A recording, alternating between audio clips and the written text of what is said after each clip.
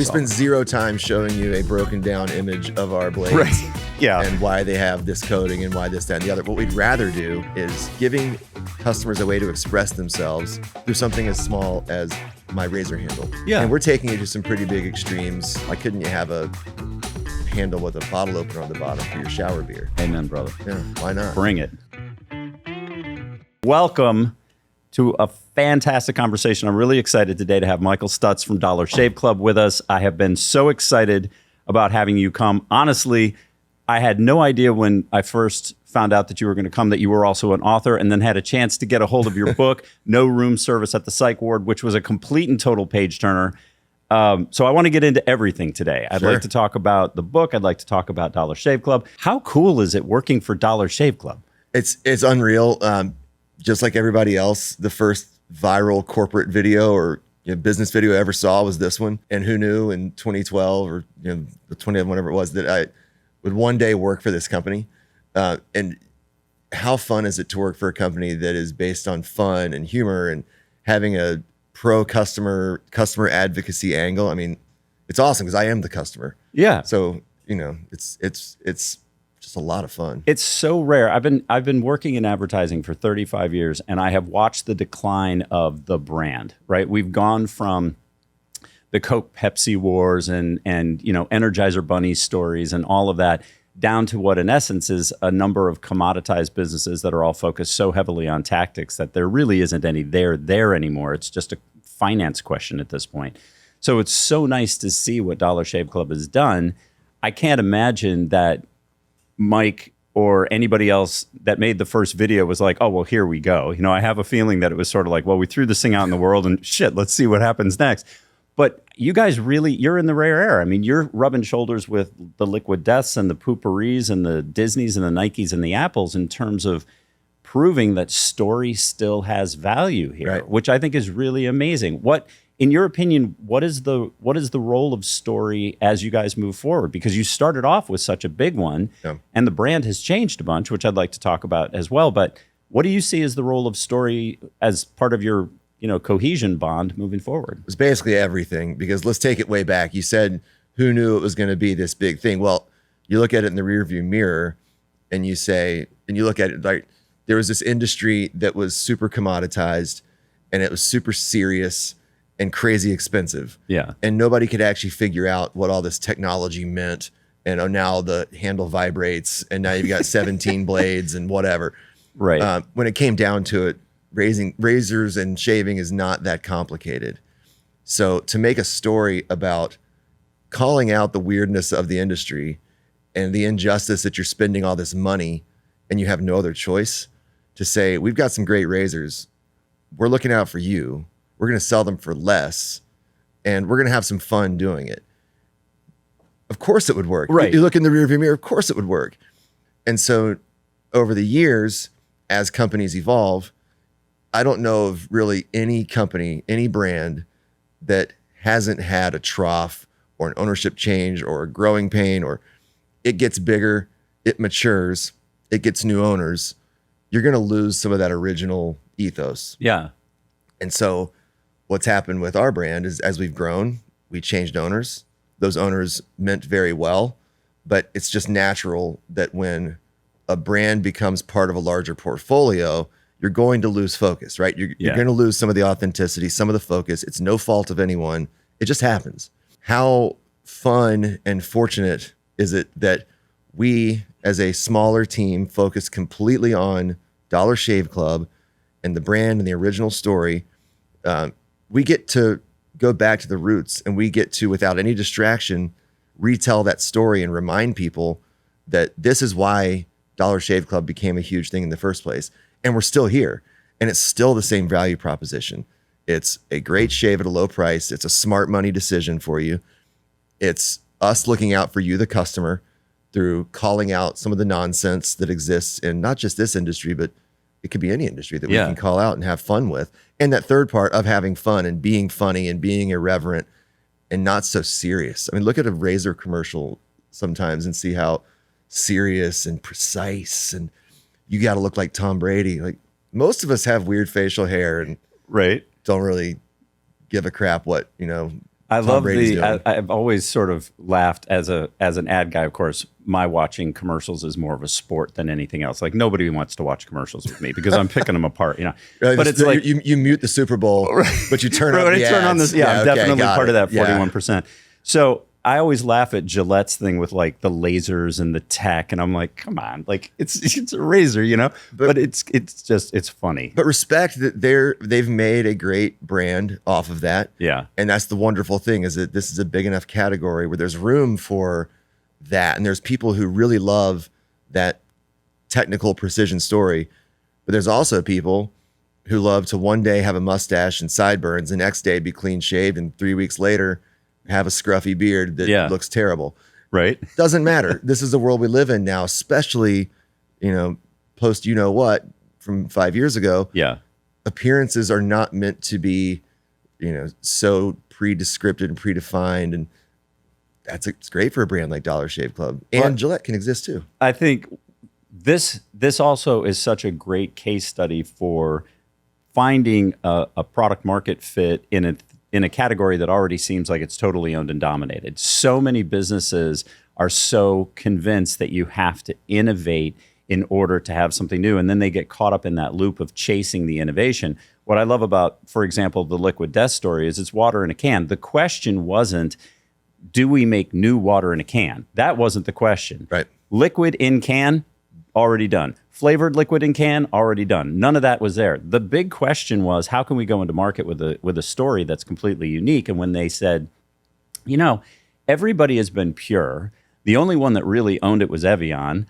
And so if that's the like Susie Chapstick, straight A second child version of this where everybody is pure, what happens if we have an unpure stumbles into the house at 2:00 in the morning, pissed drunk, rock star older brother?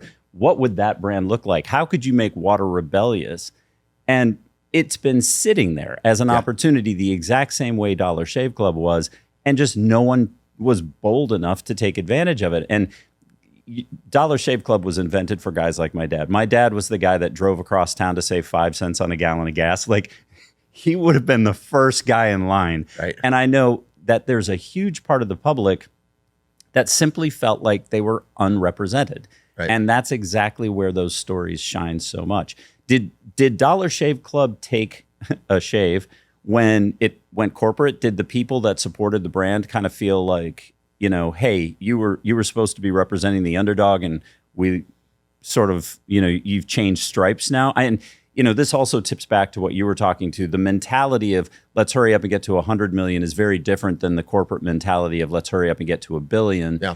So obviously the structure inside is different. How much did the consumer feel that, and what was their reaction to it? Yeah, I wasn't there. I'm 4 months into the role now, so I wasn't there for the change. What I can tell you as a consumer and an admirer of the brand before, and now an insider, that original story that had a component of humor and irreverence to it shifted more into just the humor part. Mm-hmm.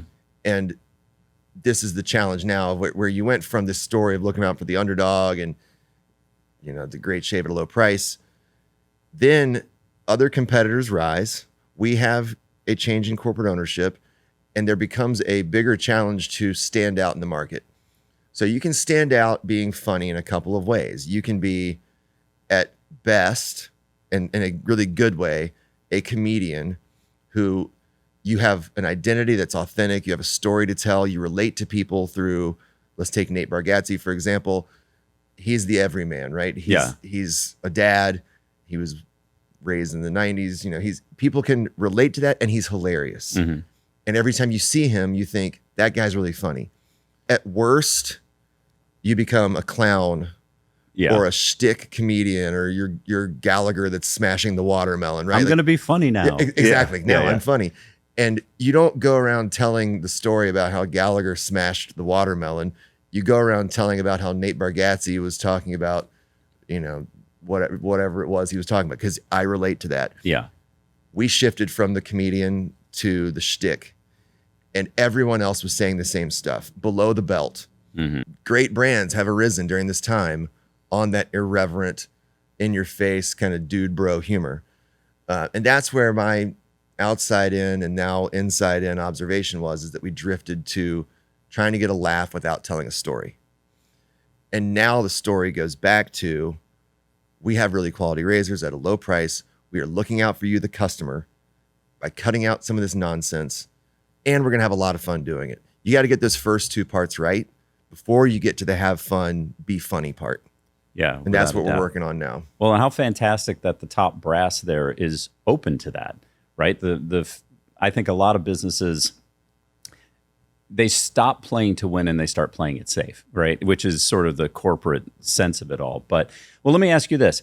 Each brand defines the role of their chief brand, whatever, a little bit differently. As chief brand officer there, what do you see your responsibilities being, and what kind of goals have you set for yourself for where you want to take the brand, especially in the wake of such a big pivot back to sort of a smaller ownership, more about us, not about corporate kind of a setting? Right. So our company, of course, we have all the functions represented, but truly it is a company that manufactures razors, handles, sources other products. It's a production company. Yeah. It is also a direct-to-consumer technology company. Both of those things exist in other companies too. We have the great fortune of being vertically integrated right now, given some of the global stuff that's happening. And maybe somebody watches this in 5 years, has no idea what I'm talking about, but tariffs. Tariffs, I know, right?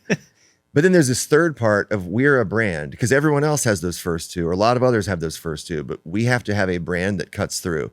And so when I came on, it was really about bringing back that brand. And the first thing on the list of tasks for my team to do in the first 12 months is bring the brand back. Yeah. And so I think it goes beyond just the marketing. It goes beyond just the product development. It's re-engaging with the customer and understanding, why did we succeed in the first place? Why have other brands come up and taken share? And how do we get the swagger back? And I love that. And well, the great news about it is we have a brand that you said we're bumping up against Liquid Death and some of these other Poopery, some of these others that have been attacker brands. Our brand awareness runs up against the big boys. Yeah. And we are so blessed with a brand awareness that is frankly bigger than our company, right? And so you start with that as a foundation for the rebirth and getting back to this independent spirit. It makes our job as a brand team very, it's a lot easier. Let's put it that way. Are you thinking about this in terms of, this is going to sound like a stupid question, so I'm just going to say it's going to sound like a stupid question. Are you basing this primarily, to answer it, right? Are you basing this primarily on a revenue change or an engagement change? Like, how are you going to measure your success? How are you thinking about it in terms of 12 months from now, will I know that I have achieved something in the direction that I wanted to go? Yeah. I'm happy to mansplain profit. There's a thing called revenue, right, and a thing called cost. Ultimately, yeah, I mean, we want to make money, but the leading indicators of that to me are going to be the customer engagement, in terms of obviously the stuff like social, and are people talking about us? Are we back into the zeitgeist? Have we done something that is we're going to see it pop up somewhere we didn't expect? Yeah, that'd be awesome. But really, the thing that I would love to see and our team would love to see is customers being able to explain, whether it's in boring consultant survey or if it's just in the way they talk to people, that, oh yeah, I love this brand because they're telling me a value hack for my life. And what's fascinating to us about this life hack, value hack thing is that it's not an income specific thing. Mm-hmm. So an example that we use a lot is that, just like our blades perform really, really well at a price that is the same as our big competitor charged in 2003, if you run it in an inflation calculator, that's what it comes out as. That's great. It also matters to the type of people who know that an Audi RSQ8 has the same, basically, engine, transmission, guts, everything as a Lamborghini Urus, but costs $100,000 less. Right. Because it doesn't have that Lamborghini name on it. All due respect to Lamborghinis and Audis and whatever. But that is a millionaire knowing that they can save $100,000 to get the same kind of performance, just as it's the 25-year-old first, opening up their career and not making as much money, they can buy a great blade for a low price. So it's not an income specific type of strategy, which is everyone's got a sense of, I want to stick it to the man. I want to know something that others don't, and have a smart money decision. I think we've always sort of, from afar and not being able to see what the actual documentation is, but reading the tea leaves backwards, you guys are brilliant at making smarter shavers, right? Like at the end of the day, the thing my dad would have gotten into, and that I think a lot of people feel is that sort of emphatic hell yeah, is the rest of you guys are lemmings paying, ridiculous amounts of money for this. We're fucking smarter. So we may not be sexier, we may not be whatever, but this is the Fight Club version, right? Like we park your cars, we serve you dinner. And by the way, we shave smarter than you do. And there's kind of a brilliance in that, right? That to your point, I buy my Porsche with 20,000 miles on it because I save 40% when I buy it, right? This is, you're smarter by doing it. And that makes people feel good. And there's a great culture glue or magnetism that comes out of that, because you want to be part of a group that way. You want to be part of a group that's not just pinkies up, I could get in. That's any country club. Right. I want to be the person that got in without having to pay the price. And now I'm a smarter person. And I think Dollar Shave Club is phenomenal at rallying that kind of thing together. And that started off with, are your blades good? No, they're fucking great. Exactly. Which was just such the line right off the thing, was like, look, let's just get this part out of the way. We're not going to explain to you what a razor is. The only question you're going to ask is, will it do the fucking job? The answer is yes. The blades are fucking great. Now let's go have some fun. And I tell my team all the time, I don't mean to sound like the fun police and trying to get us to, it's great shave at a low price and we're looking out for the customer. We have to wrap this all in something that is funny and memorable, and that is not lost. And we can still talk about balls and mustaches and whatever. Right. But I continue to push, like, we have to have this story to tell, because it's going to resonate with the same type of people who, I'm a degenerate $5 at a time gambler too. I've got my sports betting apps, and I'll find myself doing a 4-leg parlay with a total variance at risk of $5. But I love to brag to my friends, oh man, I had this huge win with this parlay, whatever. And people love to talk about, their grill that they got on sale or whatever. Right. There is this culture of people who love, especially dudes, who brag to each other about their value hacks. Well, let's be honest. Dudes will brag about anything. I mean, that's pretty much true. But you're absolutely correct. Yeah. I've got a better dry rub recipe. Like, you're the man for that 5-minute window, right? And But we also laugh at people who buy $20 beers and pay, untold resort fees and whatnot. Yeah. Just to hang out with the friends they wanted to hang out with anyway, that they probably could have gotten at an Airbnb and gotten a case of Coors Light for whatever. It's celebrating this idea. I'm getting most of what gives me happiness, utility, whatever it is, without the nonsense that we have been told we have to pay to consume something that we either require or we want. And again, let's face it, this is shaving. This is not the most fun thing in the world. Nobody really loves shaving, but you can love the idea that you got a great shave and you saved money to buy, something else. So when you think about expansion of the brand into other things, will it, in your mind, does it need to tie back to that smarter shopper concept in terms of, like, whether it's wipes or it's, whatever? And as you think about it, is that sort of the connective tissue that pulls it all back? Is, hey, it doesn't matter what we get into, as long as what we get into is something that's well understood, we're doing it smarter, and we can stay within the funny zone. Like, I always laugh about things like Bic Pen tried to make underwear and Harley Davidson tried to make cologne. And of course, these are like these colossal failures, because the brand sort of forgot itself. How are you thinking about the expansion role? Not that you're on product development, but as you think about it as a brand, is that sort of the tissue that brings it all back? We have to have something that is connected to that top order. And our previous owners blessed us with lots of products. Blessed, we're just going to use that word for now.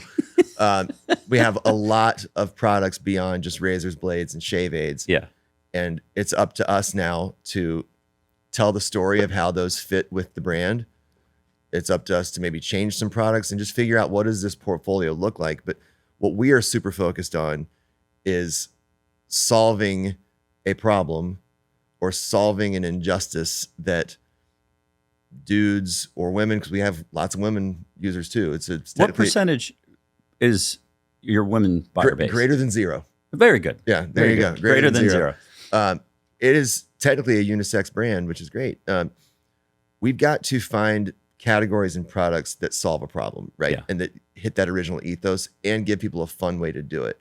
And whether that is taking a product that has cost a lot of money because of margin, just it's a great margin driver, or it's got some things in it that are unnecessary and we can find a way to do it better, great. Or if it's a product that men are using that is targeted to women, and a man might have to go on a women's aisle to purchase a product that they use. I'm speaking from experience here. Right.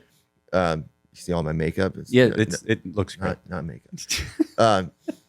Yeah. So we have to find some way to attract somebody who's not happy with their current status, whether it's price, whether it's how they buy it, or convenience, or what have you, or effectiveness. I find it amazing that so few brands think about it in terms they having done this as long as I have. There are so few brands that truly understand their customer, full stop. Beyond that, there are even fewer brands that understand that they're solving a problem for the customer. They're so convinced it's about the mousetrap. Right. It's like, look at our mousetrap, and it's just, that's not going to get them there. I had a guy that I was talking to who was an inventor founder, and he was going on, and I kept trying to circle him back to, but what problem are you solving? What problem? He's like, no, man, we've got this patent and it's amazing. And as he's talking, I pulled my glasses off and I started doing this, and he's talking a little less. And I was like, you ever seen our hinge? We have a patent on that hinge, man. Nobody has that fucking hinge. And it's just like, all of a sudden his talking stopped, and you could see the like, womp, the womp. glow. Yeah, it came on. Yeah. And I was like, no one gives a shit about your mousetrap. Like, no one cares about the hammer and nail. They just want to hang a picture on the wall. Right.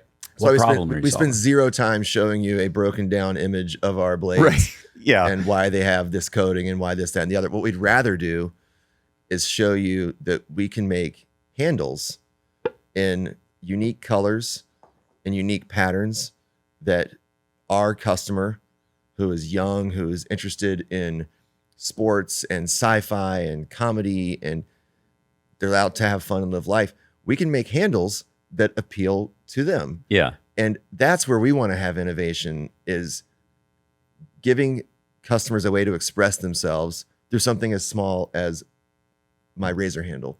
Yeah. And we're taking it to some pretty big extremes. Later we'll find out about them, but why couldn't you have a handle with a bottle opener on the bottom for your shower beer? Amen, brother. Yeah, why not? Bring it. But no, Bring it. If they can have one on the bottom of a flip flop, they could have one at the tail end of a razor. Maybe that's an extreme example, but maybe not.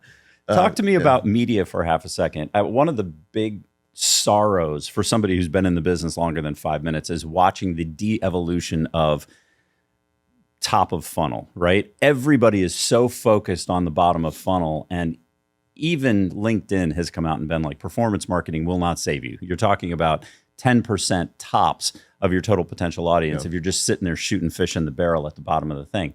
How do you think about the role of social versus paid, and awareness versus performance, just in general? I mean, that's, that could be a 3-hour discussion, but I guess in general, are you thinking, you guys have got so much awareness at the top. Are you still thinking that top level awareness advertising is still important, or are you guys focused more down at the bottom conversion level? Or like, how does the brand think about that? The short answer is we love all of it. Yeah. But it has to work in a choreographed dance, or a choreographed, think of it as a football team. Patrick Mahomes is the best player on the field most of the time, but you can't have a team of 11 Patrick Mahomeses. Right. You're going to lose. When we have something like Dollar Shave Club as a brand that is a powerful brand, and it's working in a space that is highly functional, but it's a function that is met through lots of other brands, we need to reinforce Oh yeah, I remember Dollar Shave Club. Oh yeah, I like Dollar Shave Club because it made me feel something fun, and that ad appealed to me. Yeah, I remember them now. And then later down the road, maybe I see something that's more utility focused at the bottom of the funnel. Yeah. Now I remember it. Now I put it together, as opposed to a very effective bottom funnel campaign by a hat company called Alter Ego. And I love Alter Ego hats because my head is ginormous. And I mean that from a very physical, anatomical standpoint. Okay. I have Very technical huge, NASA term. huge head. Ginormous. Yeah, it's not, this is not an ego or whatever, a smarts thing. I promise you that. But I got a bottom funnel ad that said, hats for guys with big heads. Right. Okay, you're meeting a specific need. I Click. don't even care what the brand name was. Right. Good looking hat, click. That's never going to happen with a razor, because I just out of habit have bought the same razor forever.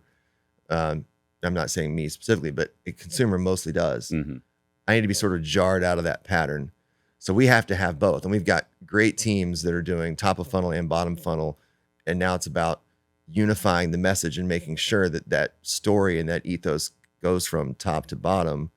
Granted, the message will change a little bit from we are Dollar Shave Club, we are looking out for you, and we have a great razor at a low price, down to the bottom. Stop going to the store every so often and spending X number of dollars to get blades. Save time, save money. Dollar Shave Club, great stuff. Get it tomorrow. When I used to work on Denny's, this was back in the time of $1.99 or you're out of your mind, the Grand Slam breakfast, right? Every time they stopped running those ads, which were driving all of us fucking nuts. Like, you can only listen to that so many times, even on the agency side, before you're just like banging your head against the wall. But every time they did, their day part dropped 15 to 18%. Every single time they did it. So they just never stopped running it. Yeah. They were like, and that's a question that I get all the time from people is, I don't understand why these big brands, why does McDonald's continue to advertise? Well, because visibility is profitability, like out of sight, out of mind. I don't think a lot of brands get that anymore. Yeah. I think that's sort of fallen off. The sort of Bigfoot story of ROAS is going to save every company, I think has really taken a hold in a bad way. It's a bad myth. Well, when I used to work for a restaurant company myself, and we did some analysis that showed that if we ran no advertising, our restaurants would be 84% full, or we'd have 84% of the volume that we'd have in a given year if we just shut off all advertising. So it puts it into context that you're spending X millions of dollars to fight for that 16%. And it is necessary to some degree of, yeah, we got to remind people because people have short memories and they need to be, but it's also crack. Right? Yeah. And you get these, there's one way of doing it of serving people crack, which is a crazy low price for something.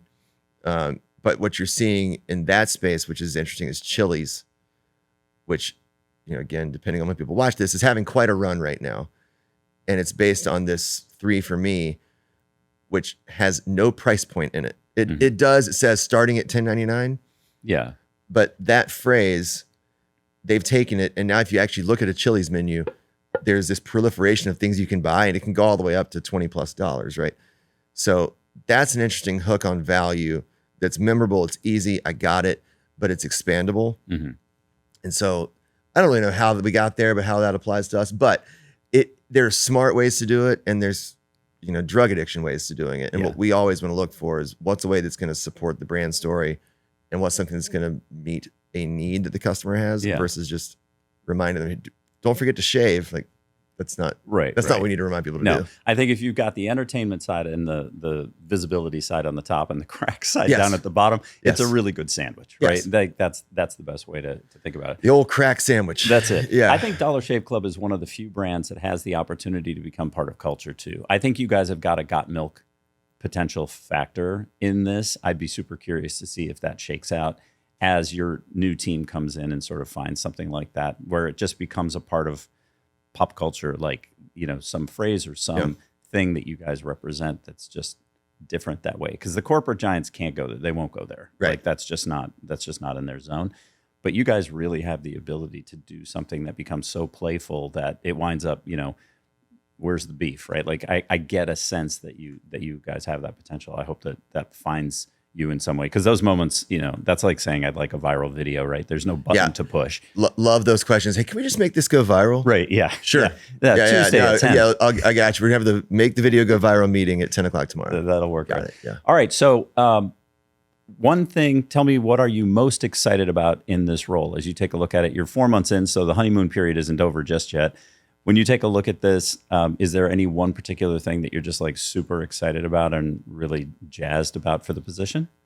There are a few things that I love saying things like this. Stay tuned. Right. They're coming. Okay. There are Very some good. very specific product things that we are super excited about. But it's a cliche answer, I guess, is basically everything we've talked about. Of this opportunity for me, coming from my sequence has been banking, which is about as boring and commoditized as it gets. Yeah. To management consulting, which is super exciting, and it's perfect for ADD people, business ADD, and you get to try something new, but you never get to actually impact and influence anything. And then I had a great run at a company that has multiple very big established brands. Those are great, but there's not a lot of sharp movements in those, right? Those are tankers. And then working for a brand that was moving fast, but wasn't a match. I do not use the brand as much as some others would. Understood. Now it's this perfect situation of a brand that is me, is my people, is one that we will move to a direction back to the roots and get some growth. And it's just fun, right? It's a brand that is about fun, irreverence, anti-establishment, but with an awesome story to tell about looking out for the customer. And what's so cool is we can take this. I'm not saying that we're going to get into, we're not going to be Mitsubishi in the 80s with microwaves, cars, and elevators. bread. Yeah. Yeah. So it's not that, but it's about elevating us above shaving, elevating what people think of Dollar Shave Club above just, oh yeah, it's my razor. It's when I think of Dollar Shave Club, I think of all the other ways in my life that I could save some money as a value hack, like we talked about with the Porsche, your Porsche, the Lamborghini Audi thing, all the way down to a great razor that costs less. So we are thinking of big ideas that get us into the culture beyond just shaving. I love working with nimble brands. It doesn't matter to me if they're $500 million. I've worked with some of them that are that way, or smaller brands that are trying to hit their first 50 million or 10 million even. I like the brands that are willing to do something. And I think you've said a word that escapes us a lot of time, which is it's fun. Yeah. Like when you get on those teams, there's just an energy and an excitement and a, hey, what if, that doesn't get squashed in the, we're not talking about that until Tuesday at 2. Like that thing doesn't exist in there. And it's like, hey, what if this worked?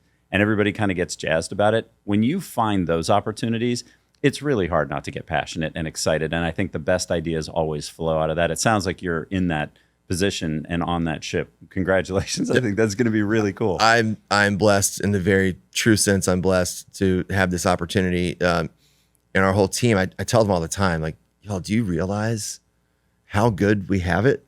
It's not that work is always going to be exciting and fun. It's not, of course we have painful moments where we're trying to get across the finish line and not everything is super fun, but look at the big picture here. Mm-hmm.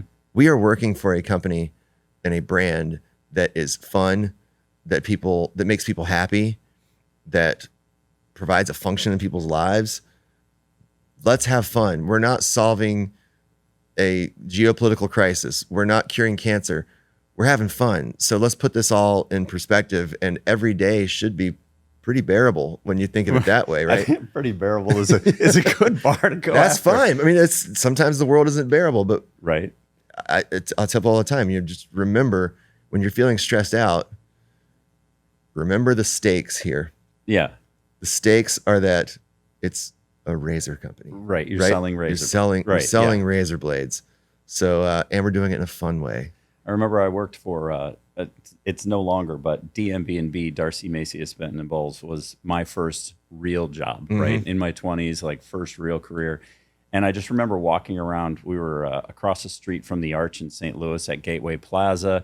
bottom floors were the local television station, top floors were the agency, and it was 12 floors of like the best, most fun stuff. The frog, Anheuser-Busch frog spot was done down the hall for me, a couple of guys, and they were, still doing Bud Bowl at the time and all that cool shit.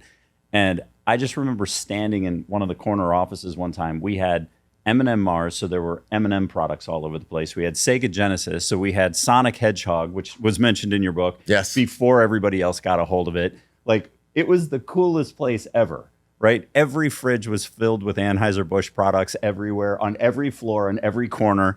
And it was just one of those times where it was like you were perfectly happy to go burn 15 hours a day of your time because everybody was excited. Everybody was having a good time. The stuff you were working on was really fun. And those times they're fewer and further between, right? And even in that, the job becomes more serious. Something goes wrong with a client. Now all of a sudden it becomes stressful. But for that window, that like 6-month, 12-month window, man, it was the coolest place in the world to be, right? Absolutely. And those moments when you just got to hang on to them, which I think is a nice segue into the other concept, which is your book. And what a phenomenal experience to share with everybody in terms of how to make sure that you keep what you're doing in the right box. Right. I'd love to talk about that a little bit. So if you change carbs and whatever. We're here. Let's go. But I think I couldn't put the book down because I've owned 5 companies. I know a million people, whether you're an owner of a department or an owner of a company, I got news for you, it's basically the same stress level. That whole thing was so relatable on every single level, from like the way it ramps up to the individual stressor moments to the rest of it. Talk about this because you're one of the few people that actually does. And this exists in every person everywhere, but ain't nobody going to talk about it. Nobody ever has a panic attack. It's funny, though, because about 50% of the world has them, but no one that you've ever known actually has one, right? And it's brilliant. So we'll start from the beginning. The book is called There's No Room Service at the Psych Ward. It's a story about me, and you'll never guess where I went, right? So the tagline, because you got to have a tagline, is it's the most fun you'll ever have reading about a mental breakdown. There you go. And so the shortest way of saying it for me is I was born with a combination of brain factors and environmental factors that many, many, many people have. It was a toxic cocktail that reached a tipping point after years and years and years of self-medication through work, through alcohol, through whatever you can get your hands on, excitement, just to cover all this up. And then at one point, about 3 years ago and change, there was a snap. And I realized that I was going down a pretty bad road and I needed help. And I had a flashpoint of this world is not for me anymore. And that was when I said, okay, I got to stop here. So I committed the time to do an inpatient treatment program. And it was literally a psych ward, is a medical facility. And I came out of it, and just like anyone else, it's not like you come out of the gym like, okay, I'm fixed. Right. You come out and you have a foundation and you have some tools and skills and you do have a hard reset on your life. And I thought, you know what? I am not special, right? Like in the best way possible. I am a normal person. I have had a lot of stress at work. I have had objectively some success. There are a lot of people out there who could probably benefit from hearing this story. And I am not an author. I'm not even a book reader. But I sat down when I got home because I was pretty bored. Yeah. No job, no social life, no old crutches to lean on. So I just started writing. And I did it for myself and maybe to share with a few people because I had put myself out there as somebody who is willing to talk about this. Mm-hmm. So it was basically meant to be something to remember the experience by for myself and then to share with anyone who might ask. But I started sharing it with people and they're like, well, this could be something bigger. Long story short, package it up into a book. And it's been one of the scariest, most rewarding experiences of my life. I mean, it's very out there. The positives have to outweigh the negatives, right? I mean, I imagine that the fear of the moment, well, first off, I can't imagine walking back into the home or apartment. Like that moment had to be, I get shivers even imagining what it was, and I wasn't even there. Yeah. So, I think the book as an outlet, what a phenomenal thing to do. And to share that so that other people can see, I think it's really hard for people to let go of, I'm supposed to be something. I don't even think people define what that something is. I think your statement on that is so beautifully said about, I'm not special. None of us is. I think until we realize that that's okay and that our greatest value is to serve others, and I don't mean that in a religious sense necessarily, but just I am a tool to the universe the same way everybody else is. Let's find the purpose. What aspect of the tool am I good at and can help with? Then everything kind of calms down. But before then, it's like I'm supposed to be whatever, how many blanks you fill in.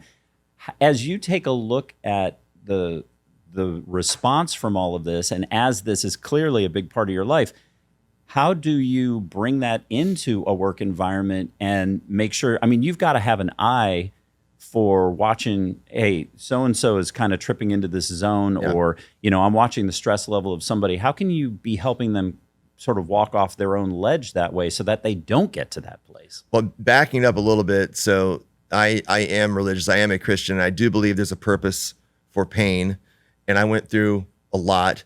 And also the rest of my life has been such randomness of working all these different jobs and having all these things happen that won't even need to go into.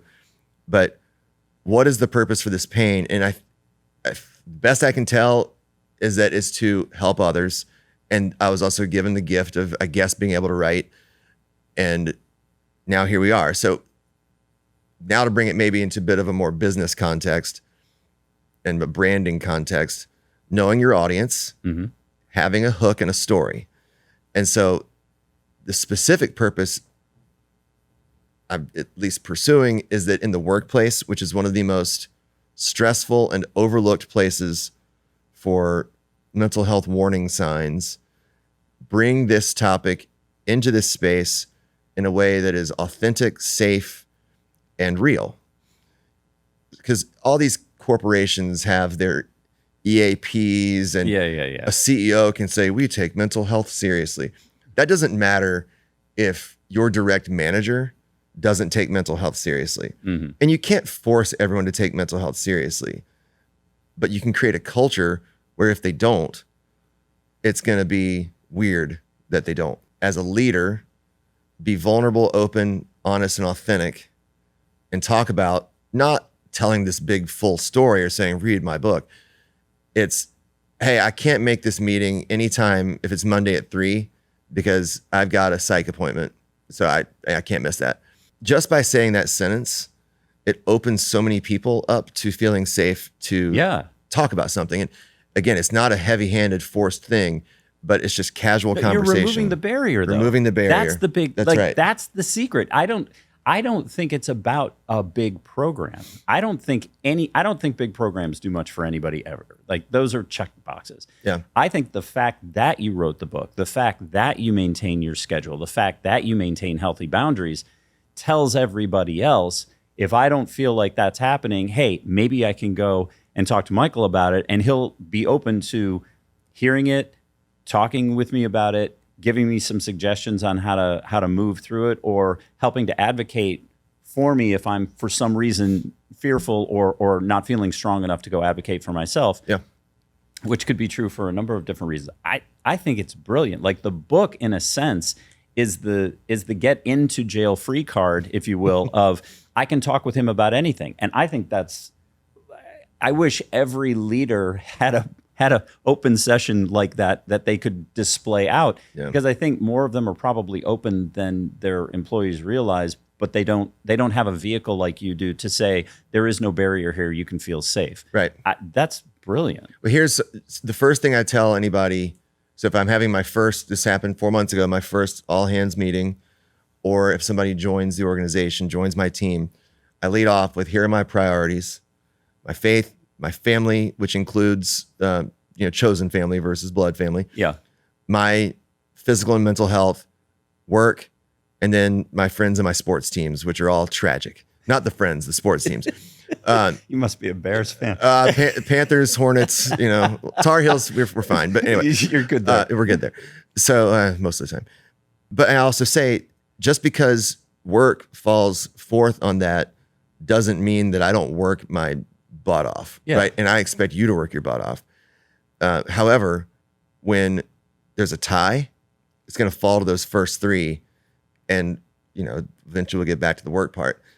I think just setting that tone of physical and mental health is very important, but it's not the excuse or the get out of jail free. It's like, well, I'm not going to fulfill this responsibility because of mental health. Right. Yeah. It's like, and this is where you have to manage in the real world, we got to work, right? Yeah. And in the real world, we got to have stress, death, taxes, and stress. They're all going to be there. Right. So you prepare for the stress. You have tools. You have just mantras you remember. I've got things on my hands. I've got tattoos on my hands to remind me of things. Interesting. Yeah, we'll get to that in a second. But too often, mental health gets a bad rap because you've got people who are seen as, using excuses. Like, I need a mental health day. That's great. Did you get this? Did you get your shit done? Right. Yeah. And of course, if someone's in a crisis moment, that's fine. But whether you're a parent, a student, an employee, whatever, a leader, you've got to still show up. And that's why, just like an athlete trains for the season or someone prepares for a marathon, we, as those who have mental health challenges, have to continually sharpen and develop tools. And my little ones are talk to yourself like you talk to a friend. So if I'm spiraling and going, oh my gosh. You're talking about your inner voice. Yeah, my inner voice. Yeah. And I tell people this all the time. If you ask me anything about, like, what should I remember from this book you wrote, or about your whole experience? Talk to yourself like you talk to a friend. If you feel like you failed at something, if you feel like you're struggling at something, if you made a mistake, said something stupid, just what would you tell a friend who came to you with that problem? It's going to sound a lot different than what you tell yourself. Yeah. And then another one that I use is, when I'm on my deathbed, am I going to be thinking about this moment that is giving me so much anxiety right now or making me feel away? So far in life, there's been like one or two things that I'll probably remember on my deathbed, but the rest most of them don't. So that's good. And then the third and most important and meant in the best way possible thing is, nobody's really thinking about you that much. Right. No one thinks about you as much as you think about yourself. So for someone like me who struggles with shame, guilt, anxiety of what I've done or what people perceive of me, no one cares. Yeah. They forgot. Yeah. And because they're thinking about themselves, just like we're thinking about ourselves. It's so liberating. And so it's the best. So those are my versions of things that I can share in nuggets. And then the final one, that this little tattoo here that says 1/1, is I make one decision at a time, one day at a time. Because I can't borrow tomorrow and I can't redo yesterday, so I have no choice. That's great. So anyway, all of those are so good, and that's the book of life that isn't taught, right? Like, they'll spend forever teaching you algebra, but right. They won't sit down and talk about. This was one of the things that I really loved about your book, and it was such a minor one, but it is so great. Is counting objects in the room to stay in the moment. What a phenomenal fucking tool that is. Because so I was one of the people that had panic attacks for a while. And it was at a point in time where we were running our first business. I was engaged to be married to somebody. Like, there was just stress, and more stress all over the place. And I can remember times where I would literally get up from a meeting, go into a bathroom, heart pounding, sweating, like washing my face off, to try to hide the fact that for whatever reason, my fight or flight mechanism just decided to rebel against me for no reason whatsoever. Fighting to pay attention to what someone was saying so that I didn't lose the thread of the conversation. And you can get real good at covering that shit up. You can get really, really good to where nobody else knows it. But inside, you get out of a 30-minute meeting and it's all you can do to stay awake. Like, at the end of it, you got to go crash somewhere and like recoup from that. But when I read that, I thought, what a brilliant way to sort of like get yourself back into the moment. I also found that just saying it out loud One day I was having one that was just traumatic for me, like just almost like shut your eyes in the moment. And I just said it out loud. I was like, give me 10 seconds. Like I'm just having it. And the second I said it, it started to dissipate. Yep. And everybody in the room was totally cool with it. They were like, oh, okay. None of the response that I thought I was going to get, none of the like shame or guilt of, I have to take a personal moment, just a minute. Like give me 20, 30 seconds to just get my shit together. Nothing. And you know what? They went. And not everybody is that lucky. Some people, they stay with them and whatever.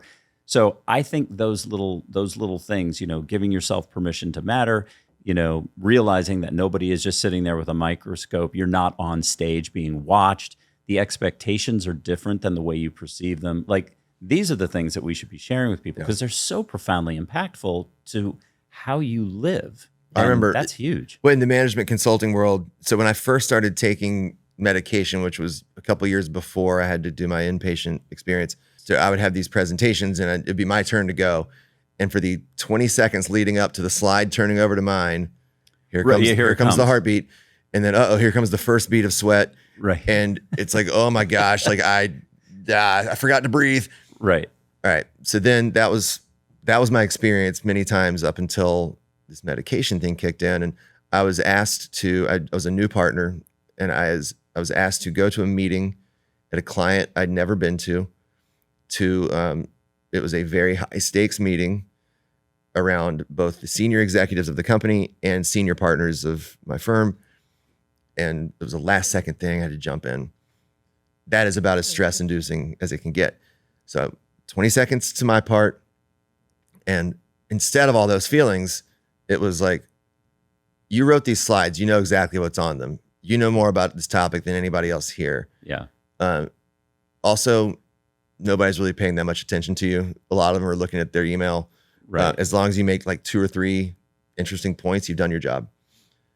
And that level of calm that has now been built up over time through more and more tools that I've learned over the experiences, it's very liberating. Yeah. It's like, yeah, you actually know this stuff and nobody really is looking at you that much and listening that much. Whether that's a flaw or a feature in the human condition, I don't know. I think the hurdle is a lot lower than people think it is. And people just like to jump really high, right? Like you can get over whatever the request or requirement is a lot easier than you think you can. For whatever reason, we all want to be Jordan, right? Like we all want to be able to sky over the hurdle. And I don't think that that's necessary. But I think it's so amazing that you have those tools now to share with other people, because not everyone is willing to go through. Willing is a choice term here. Not everybody's willing to go through what you went through, and almost no one is willing to share it, which is a shame, because if you're going to go through the thing, to not give it away, to not say, listen, this is valuable, you should have this as a part of your universe, it's a loss. Now the entire thing stays with you. Nobody benefits but you and the people that you directly control. The book is going to help millions of people. Right? That's the thing. Well, let me tell you this. The economics of the book business means there is literally nothing in this for me. Right. Literally less than nothing in this for me from a financial standpoint. And you said earlier, there's got to be more positive than negative. Unequivocally, yes, in the objective outside world. But of course, we have our own insecurity. And I think, oh my gosh, now everyone knows that I'm a weirdo. I'm the only one that thinks that. Right. And I have gotten multiple jobs since this has been out there, and people that interview me make reference to it. They know that it's out there, and they either don't care or they think it's, in some cases, a positive. But this is somebody who's actually done this work to be a better leader, and who might have the technical skills, but you'd worry, oh my gosh, are they going to break apart? Well, now they know that I'm stronger in some ways than somebody who hasn't gone through this. But the other thing that's important here is this kind of topic can be talked about in a fun way. So my authentic self is very tangential, distracted, random facts, random knowledge, crazy memories, because I've got a memory that unfortunately retains too much. Are you photographic? No. I don't know how it happens. But usually I can associate dates and times with external, either pop culture factors, where I was in school. Oh, that's it. You're on my trivia team. I'm pretty good at that. All these different ways I can associate. Oh yeah, this was this period of time because I was listening to this, or because I was living here, whatever. Got it. So in telling a story like this, I can't help but talk about the foundation of what happened growing up in the 80s and in 1987 in particular, when my life sort of blew up a little bit as a child, and all the stimuli that were around me at the time. And in telling that, you immediately find this group of exennials. Do you know the term exennial? I don't. So 1977 to 1983 birthdays. Okay. We are the ones who grew up as youths and through high school with no technology. But then boom, as we became adults, technology just completely overtook our lives. So we have good memory of both the pre and post internet world. Mm-hmm. And it's a unique group, but that's the target. So again, going back to branding and finding a message, finding an audience for this message. Basically, it's exennials who are insecure overachievers, who have worked in professional services, medical, legal, high, marketing agency, high pressure worlds, but also can remember these fun memories from this time. And that's how you make the hook. I don't make a hook with a reader through saying, well, when you go into a place like this, it's, sterile. Who cares? Unless you knew that I grew up in this weird, like you, in this weird situation where you had 80s MTV and this and the other and all this stimulus, and you go to this place and it's all taken away from you. Mm-hmm. That's what matters. How was that?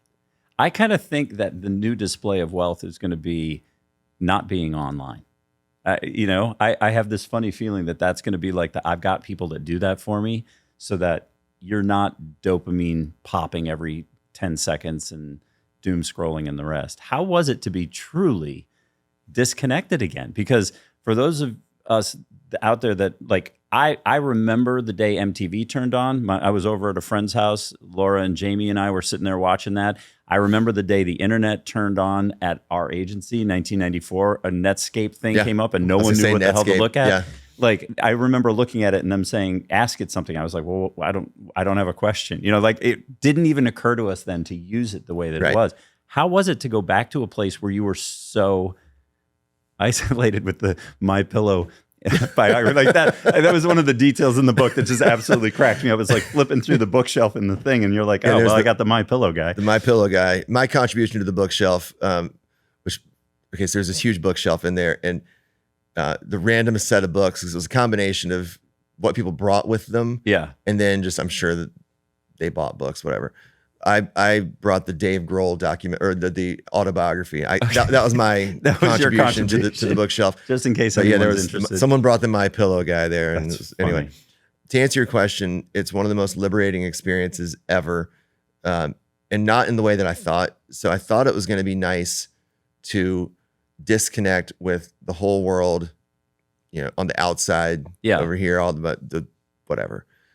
What it actually meant was that anywhere from 10 to 20 people at a time that I was inside this building with, we connected so much more. Mm-hmm. We knew what was going on in the world, and some big things happened while we were there. But we knew the news, right? Without watching 24/7 cable news, right? We knew what was going on enough. And that was actually one of the self-made rules, is we would not watch the news.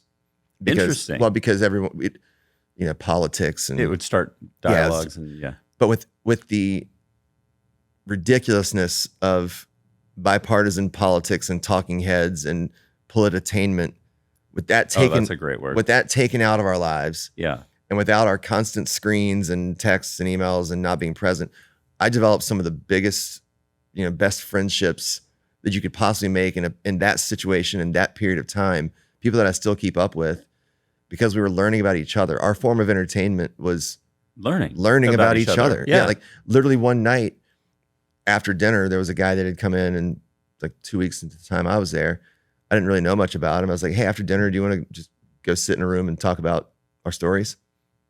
Yeah, sounds great.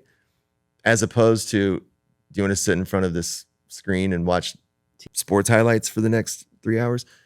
Now, to be fair, we binge watched a lot of prestige TV, but I have this memory when I was in, I don't know, 4th or 5th grade, but it's such a strange memory through the lens of today's context. I was sitting in class and the window was open. We didn't have air conditioning in the school. I was in Evanston, Illinois, and lived there I remember 2 years. looking out the window, hearing the wind in the tree leaves and a bird chirping outside. I was bored in class. It was a history class. I hated history. They were like talking about something I didn't give a shit about. And I remember looking outside and feeling bored and feeling completely connected to the warm air, the birds, and the sounds of spring. And I couldn't wait to get outside and ride my bike. Like that moment, for whatever reason, is so crystal clear. Like I could paint that moment. I know exactly where I was. I know exactly what time it was. And it's a weird random memory that's there. But as I watch my kids now, they don't have that. They don't have boredom that way. They don't have that moment to like connect. There is no pile of bicycles outside of Jimmy's house, and that's how you know where everybody is, right? Yeah. Like it's weird. And for us, it was a group of adults that, you know, had varying levels of resources at home and experiences and whatnot. But our favorite part of the week, the thing that we had on our calendar that was leading up to this, was a game of bocce ball we would play every Sunday afternoon with the staff. Oh, that's cool. And of course, there's all these rules and restrictions of stuff you can't have and you can't have. So we made do with making this, you know, kind of bootleg court, and we had the bocce ball sets, and it was our time to sit outside. And the best thing, it's like a much, much less extreme version of this, but in Shawshank Redemption, when they're on the roof, Yeah, having the beers after the thing. It feels normal. Right. That was our big excitement, not, you know, whatever, something on Instagram. It was like, no, we just want to be with each other, be outside, and the little freedoms you can earn meant more time outdoors, having more freedom to walk around in nature. It was really, really special. And when I came home, it was really jarring to have all these stimuli again. And to this day, 3 years later, I have not turned on cable news. It has made my life Really? so much better. And guess what? I still know how to make an informed opinion Right. about elections. You didn't lose anything. I still know what's going on in the world. I know it all, because guess what? Information that needs to get to you will get to you. You don't need to watch it over and over and over again and watch people argue and just get ratings. So it's been a big liberator to cut that out of my life. I think the world could use a pickup baseball game. You know what I mean? Like jump on your bike, grab your bat and your mitt, and like meet us at the school diamond. Like I think the world could use a little bit of that right now. A bocce ball game. Right? It'd be awesome. Yeah. Michael, thank you so much. You've been It's been so great. generous with your Great time. to be here. This has been fantastic. I so appreciate it. Yeah. Really, this has been one of my favorite conversations. It's been great. Awesome. Thanks so much.